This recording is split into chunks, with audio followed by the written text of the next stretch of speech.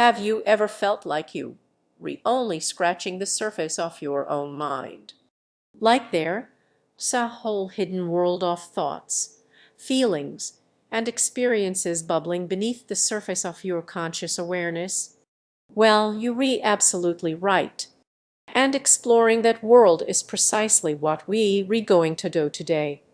Hello, book lovers, and welcome back to Ace Book Talk. Today, we're diving deep into the fascinating and often perplexing world of the unconscious with Carl Jung's groundbreaking work, Psychology of the Unconscious. Carl Jung, a Swiss psychiatrist and psychoanalyst, was a towering figure in the field of psychology. He was initially a close colleague of Sigmund Freud, but their differing views on the nature of the unconscious ultimately led to a parting of ways.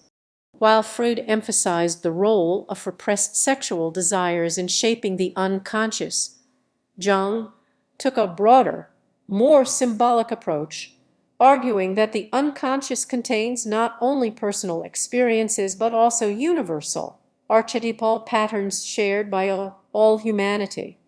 This divergence led Jung to develop his own school of thought, known as analytical psychology. Psychology of the Unconscious is a collection of essays that outline Jung's initial explorations into these concepts, setting the stage for much of his later work. It represents a crucial step in his intellectual journey away from Freud and towards his own unique understanding of the human psyche. The book delves into the uncharted territories of the human mind, examining the role of the unconscious in shaping our thoughts, feelings, and behaviors. Jung starts by exploring the concept of the personal unconscious, which is similar to Freud's notion of the unconscious as a repository of repressed memories and experiences. However, Jung goes further, introducing the idea of the collective unconscious, a universal and inherited layer of the unconscious that contains archetypes, which are universal patterns of behavior, imagery, and symbolism that are present in all cultures and throughout history. One of the key concepts in the book is the idea of the complex. Jung defines a complex as a cluster of emotionally charged ideas and memories that are repressed or dissociated from consciousness. These complexes can have a powerful influence on our thoughts, feelings, and behaviors, often without our conscious awareness. For example, someone who experienced childhood trauma might develop a trauma complex that leads them to react in unpredictable or irrational ways in certain situations. Recognizing and understanding our complexes is crucial for achieving psychological integration and wholeness. Jung also explores the role of dreams in accessing the unconscious. He believed that dreams are not simply random collections of images and symbols, but rather a form of communication from the unconscious mind. By analyzing our dreams, we can gain valuable insights into our hidden fears, desires, and motivations. Jung developed a unique method of dream interpretation that focuses on the symbolic meaning of dream images and their relationship to the individual's personal history and the collective unconscious. The book includes an analysis of a specific case of a young American woman called Miss Miller. This is the work that moved Jung away from Freud's theories. In this case, Jung analyzes Miss Miller's fantasies and looks at the symbolism contained within them. He draws parallels between her imagery, poetry, and religious symbolism. Jung begins to propose a universal, collective unconscious of symbols, myths, and primal thoughts that he terms primordial images.